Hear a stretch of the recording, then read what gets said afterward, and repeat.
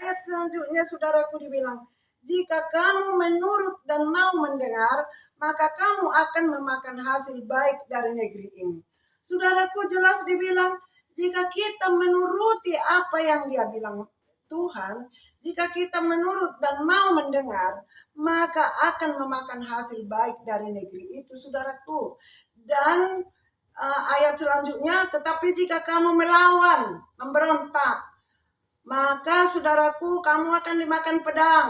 Sungguh Tuhan yang mengucapkannya. Saudara yang terkasih, ada sanksinya kalau kita tidak mau mendengarkan firman Tuhan.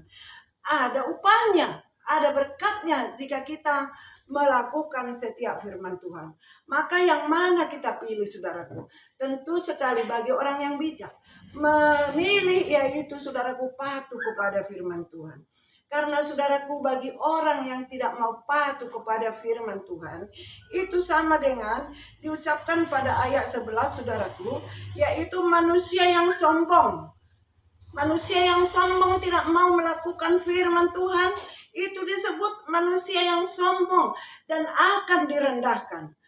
Dan orang yang angkuh akan ditundukkan. Dan hanya Tuhan sajalah yang maha tinggi pada hari itu.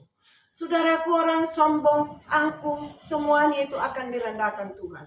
Siapa itu golongan orang yang sombong? Siapa itu golongan yang yaitu tidak mau dengar firman Tuhan, saudaraku? Mereka tidak mau, mereka acuh tak acuh. Udah dibilang pun saudaraku harus mengampuni sesama. Tetapi dia berkata, untuk apa saya mengampuni orang salah dia? Tapi saudaraku, salah siapa tidak perlu kita persoalkan.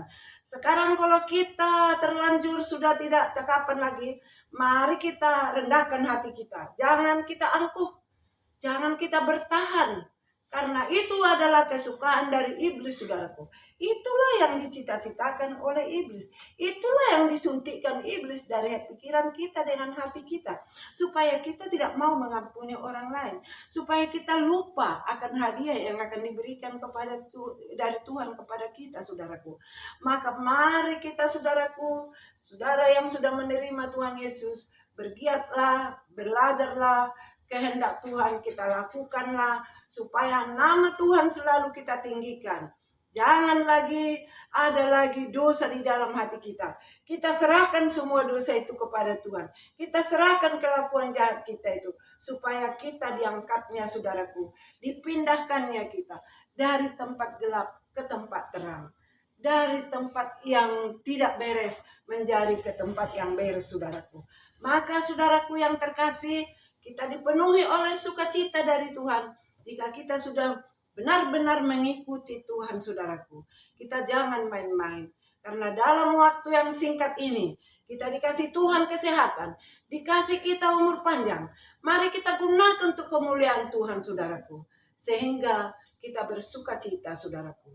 Karena janji Tuhan akan digenapi kepada kita jika kita memenuhi ataupun melakukan setiap firman Tuhan. Maka saudaraku, jangan lewatkan. Pakai setiap ada waktumu. Ada waktumu berdoa walaupun singkat. Ada waktumu baca firman Tuhan, baca firman Tuhan. Karena Tuhan berkata, sampai Maranatha Tuhan Yesus datang kedua kali, kita harus tetap membaca firman Tuhan, saudaraku. Kenapa? Karena manusia itu suka lupa. Manusia itu baru dibaca sudah lupa. Jadi kalau terus-menerus dibaca, tidak akan lupa kepada kasih Tuhan, kepada kemurahan Tuhan, kepada kemauan Tuhan. Kita taat selalu untuk melakukan apa yang diinginkan Tuhan. Kita harus selalu merenungkan bagaimana caranya ya aku akan memuliakan Tuhan ini. Bagaimana caranya, dengan cara apa ya? Ajari aku Tuhan. Ajari saya Tuhan. Supaya hidup saya ini Tuhan untuk kemuliaan nama Tuhan. Saudaraku, baiklah saudaraku, walaupun singkat firman Tuhan ini, tetapi saudaraku bermanfaat kepada kita untuk menghantar kita, saudaraku, kepada ketenangan jiwa.